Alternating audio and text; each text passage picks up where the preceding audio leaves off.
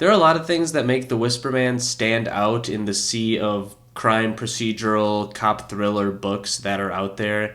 And I think the main one is how genuinely creepy so much of this book is. Not that I thought a book about a serial killer and kidnappings was going to be fun or something, but this book is verging into horror territory a lot of the time, and I was not really expecting it to do that. The loose premise of this entire story is that a little boy named Neil Spencer has just disappeared, and the circumstances and the apparent MO used by his kidnapper bear a lot of striking similarities to that of the Whisper Man, a serial killer who was active in the same small town years before but is currently incarcerated. Like I just mentioned, obviously kidnappings and serial killers and that sort of thing are inherently scary, but I think Alex North does a really good job of mixing that kind of visceral fear for your safety with the kind of supernatural, eerie, mysterious, uncanny type of horror that you would find in like a horror novel. Like, yes, a kidnapper is scary, but a kidnapper is more scary when it's also creepy and weird and mysterious and unsettling. The story largely rotates POV sections between Pete Willis, the detective who was in charge of the original Whisper Man case all those years ago,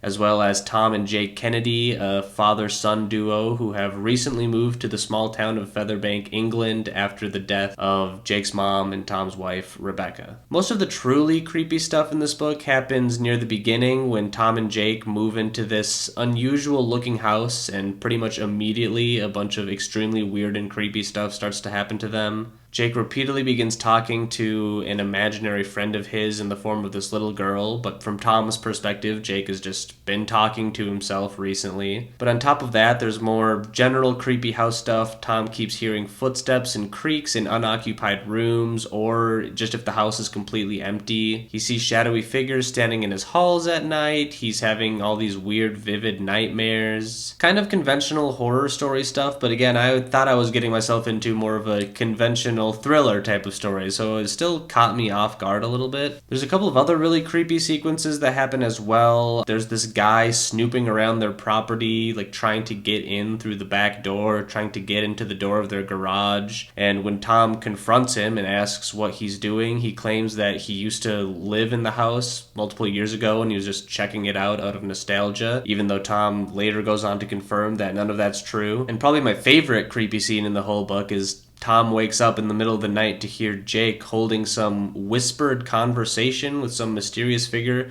standing on the other side of their front door in the middle of the night, and this whispering man is trying to convince Jake to open the door to let him in. And right before Tom intervenes, he sees little fingers poking through the mail slot in the door. Just absolutely horrifying, really well done. Again, this book is honestly filled with so many terrifying sequences that I forgot I wasn't just reading a horror book by Stephen King or something. The characters in this book are also very well fleshed out, believable, nuanced, complex, and their emotional struggles throughout this book are kind of just as important as the events themselves, which I think is cool. They're dealing with some pretty harrowing stuff, and I think the impact of that on their emotions and their relationships should be explored in a story like this. In fact, an enormous component to this book is familial relationships, specifically father-son relationships. It's kind of the undercurrent that runs through this entire story, and it pops up in pretty much every character in the book in some way or another. Obviously, there's the main one between Tom and Jake, a very beautifully rendered relationship that's sort of the backbone of the whole book. They obviously love each other unconditionally, but their relationship is still fraught and complicated. Tom often feels like he's failing as a father because he doesn't understand Jake in as precise of a way as his late wife Rebecca did. He's always doubting himself and overcomplicating things and overthinking every little parenting decision that he makes, but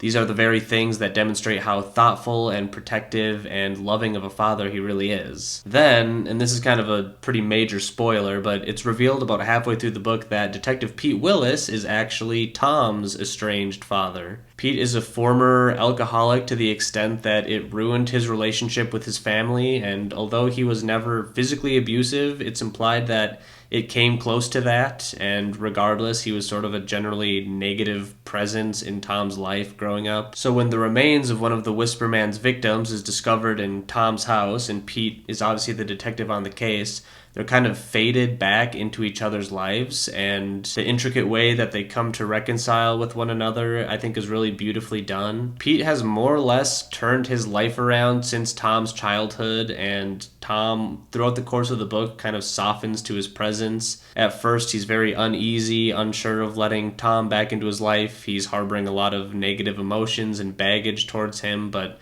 throughout the book, they kind of learn to respect each other. They kind of learn how to be family members with each other again. Pete's feelings of inadequacy as a father towards Tom pretty much directly mirror Tom's feelings of inadequacy as a father towards Jake, and through that empathy, they're sort of able to rebuild their relationship with one another in a somewhat healthy way. And then in a much less healthy example of a father-son relationship, you have the killers themselves. The Whisperman, aka Frank Carter, was a horribly abusive parent. He had his own son, and it's implied that the entire reason he has a penchant for killing little boys in the first place is because he actually wanted to kill his son, but couldn't out of fear of getting caught. The psychic trauma of all this led Francis Carter, Frank Carter's son, down the same path, kidnapping small boys, basically out of a deep-seated internal hatred for himself. Towards the end of the book, Francis Carter kills Pete and then kidnaps Jake and puts Tom in this kind of heart-wrenching whirlwind of emotions, both as a father figure and as a son figure. The whole concept of familial trauma passed down through the generations is really well explored, and I love how this theme is mirrored between the protagonists and the monstrous villains, showing just how important or damaging that relationship has the potential to be. In a lot of ways, The Whisperman is a relatively conventional crime thriller, but I think it's both a lot scarier than most and also a lot more heartfelt than most. The heart of this book is kind of baked into the plot itself, and I think it does an amazing job with that. It's just very neat and concise. Every stone is unturned, everything connects logically and symmetrically. It's just a really great story, and I think it handles its characters and its subject matter with a lot of nuance and a lot of tact. You should love your parents and your kids. You should forgive them if you can or if you need. And most importantly, you should not leave the front door open, or soon you will hear the whispers spoken. I'm going to give this book 8 butterflies out of 10. That'll make sense if you read it.